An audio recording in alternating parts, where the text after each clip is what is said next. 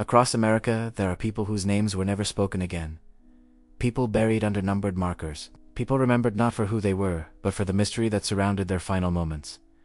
They are the unnamed dead, the Jane Does, women and girls found on quiet roads, in forested ravines, near highways far from the places they once called home. Their graves carry no dates of birth. Their headstones carry no families standing beside them. For decades, their identities were erased by time and by the silence of the world around them. But their stories did not end at the moment. Their lives did. Instead, their stories were carried forward by strangers who refused to let them fade. One of the earliest and most haunting of these stories begins in 1968 in rural Kentucky. A man was walking along Route 25 when he noticed something strange lying near a creek bed. It looked like a bundle, wrapped tightly, covered in an old canvas material. When he got closer, he realized it was a tent. Inside the tent was the body of a young woman.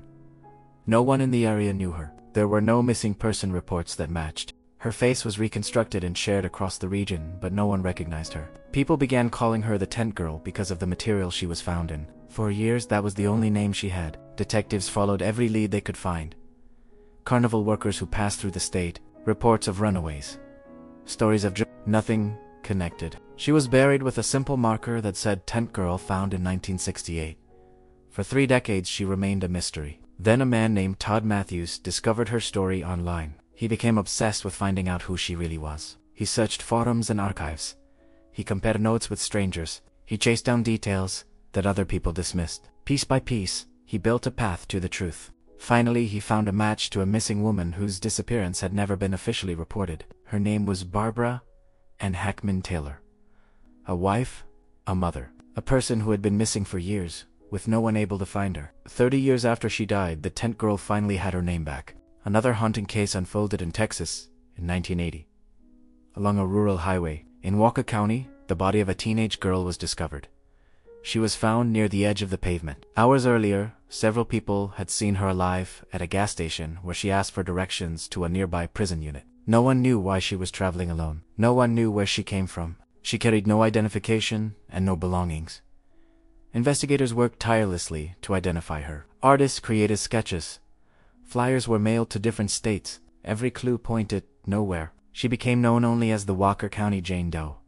Her face was reconstructed over and over. Her case remained open but cold. Years passed. Then, décades. Families of missing girls contacted authorities, but none of them matched her. The mystery surrounding her life and death deepened. Everything changed in 2021. Forensic genealogy allowed scientists to examine, preserve DNA and compare it to genetic matches in public databases. Slowly, a family tree formed, generations connected, and a name emerged. She was identified as Shauna Beth Garber, 17 years old, from Missouri, hundreds of miles away from where she was found. Her identity brought closure, but also questions that may never be answered. How did she end up that far from home? Why was she traveling alone? Who was she trying to reach? Her name was returned to her, but her story remains unfinished. And she was not alone. There are many others. The young woman found in Texas in 1979, known only as the Orange Sox victim. The woman discovered near Mill Creek in Washington who remains unidentified even today. The Caledonia Jane Doe from New York, who was finally named after 40 years of searching. Each of them lived real lives. Each of them had people who once cared about them. Each of them had dreams that ended too soon. What remains is a silence that stretches through time.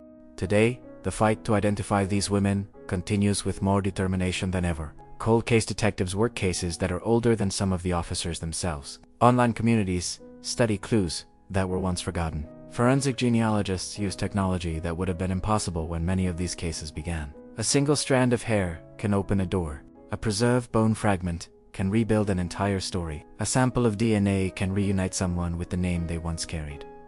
The work is slow but powerful. Each identification is more than a scientific breakthrough.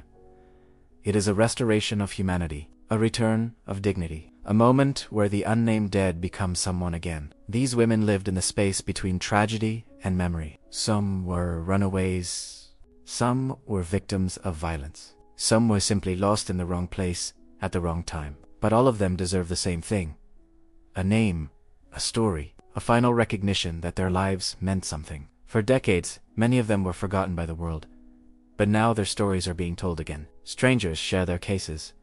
Communities remember them. Technology brings them home. Justice is not always about punishment. Sometimes justice is remembrance. Sometimes justice is the act of refusing to let someone disappear.